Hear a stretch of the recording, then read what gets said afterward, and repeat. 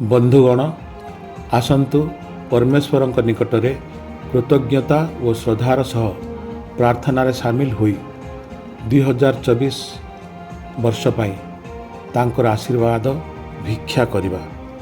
ହେ ସର୍ବଶକ୍ତିମାନ ଈଶ୍ୱର, ଆମେ 2024 ମସିହାରେ ପହଞ୍ଚି ସାରିଅଛୁ ଏବଂ ତୁମେ ଆମକୁ ଦେଇଥିବା ଅଗଣିତ ଆଶୀର୍ବାଦ ପାଇଁ ଆମ ହୃଦୟ କୃତଜ୍ଞତାରେ ଭରି ଯାଇଅଛି।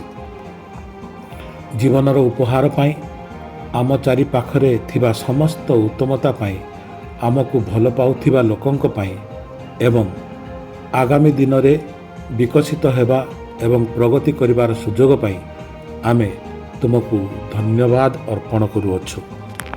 ଏହି ପବିତ୍ର ମୁହୂର୍ତ୍ତରେ ଆମେ ଖୋଲା ହୃଦୟରେ ତୁମ ସମ୍ମୁଖକୁ ଆସିଅଛୁ। ତୁମର ମାର୍ଗଦର୍ଶନ, ଜ୍ଞାନ ଏବଂ କୃପା ଚାହୁଁଅଛୁ। ଆମେ ତୁମର ଅସୀମ ଶକ୍ତି ଏବଂ ଅସୀମ ପ୍ରେମକୁ ସ୍ୱୀକାର କରୁଅଛୁ।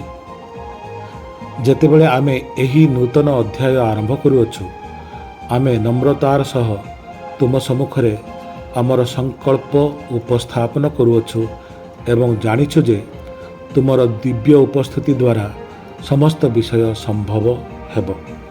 ସ୍ୱର୍ଗୀୟ ପିତା, ଆମେ ଆମ ହୃଦୟ ମଧ୍ୟରେ ଏକ ଗଭୀର ପ୍ରେମ ସୃଷ୍ଟି କରିବାକୁ ସଂକଳ୍ପ କରୁଅଛୁ। ନିଃସର୍ତ୍ତ ଭାବରେ ପ୍ରେମ କରିବାକୁ, ପ୍ରତ୍ୟେକ ଆତ୍ମାରେ ଦେବତ୍ୱ ଦେଖିବାକୁ ଏବଂ ତୁମର ସମସ୍ତ ସୃଷ୍ଟି ପ୍ରତି ଦୟା ଏବଂ କରୁଣା ପ୍ରସାର କରିବାକୁ ଆମକୁ ସାହାଯ୍ୟ କର। ଆମର ଚିନ୍ତା, କଥା ଓ କାର୍ଯ୍ୟ ପ୍ରେମ ଦ୍ୱାରା ପରିଚାଳିତ ହେଉ ଏବଂ ଆମ ମଧ୍ୟରେ ଏକତା ଏବଂ ବୁଝାମଣାକୁ ପ୍ରୋତ୍ସାହିତ କର। ହେ ସଦାପ୍ରଭୁ, ଏହି ନବବର୍ଷରେ ଆମେ ଭାଇଚାରା ଓ ଏକତାର ମାର୍ଗରେ ନିଜକୁ ପ୍ରତିବଦ୍ଧ କରୁଅଛୁ। ବିଭାଜନକୁ ଦୂର କରିବାକୁ ଏବଂ ଏକ ବିଶ୍ୱକୁ ପ୍ରୋତ୍ସାହିତ କରିବା ପାଇଁ ଆମକୁ ଶକ୍ତି ଦିଅ, ଯେଉଁଠାରେ ପ୍ରତ୍ୟେକ ବ୍ୟକ୍ତି ସେମାନଙ୍କର ଅନନ୍ୟ ଅବଦାନ ପାଇଁ ସ୍ୱୀକୃତି ପ୍ରାପ୍ତ କରିବେ। ଆମେ ବୁଝାମଣାର ସେତୁ ନିର୍ମାଣ କରୁ। ଆମକୁ ଅଲଗା ରଖୁଥିବା କାନ୍ଥକୁ ଭାଙ୍ଗିଦିଅ ଏବଂ ଘୃଣା ଉପରେ ବିଜୟ ଲାଭ କରି ଭାଇଚାରାକୁ ବଜାୟ ରଖ। ଶାନ୍ତିର ଈଶ୍ୱର, ଆମେ ଶାନ୍ତିରେ ପରିପୂର୍ଣ୍ଣ ଏକ ଦୁନିଆ ପାଇଁ ଇଚ୍ଛା କରୁଅଛୁ। ଯେଉଁ ଜିନିଷକୁ ଆମେ ପରିବର୍ତ୍ତନ କରିପାରିବୁ ତାହାକୁ ବଦଳାଇବାର ସାହସ ଏବଂ ପାର୍ଥକ୍ୟ ଜାଣିବାର ଜ୍ଞାନ ଆମକୁ ଦିଅ।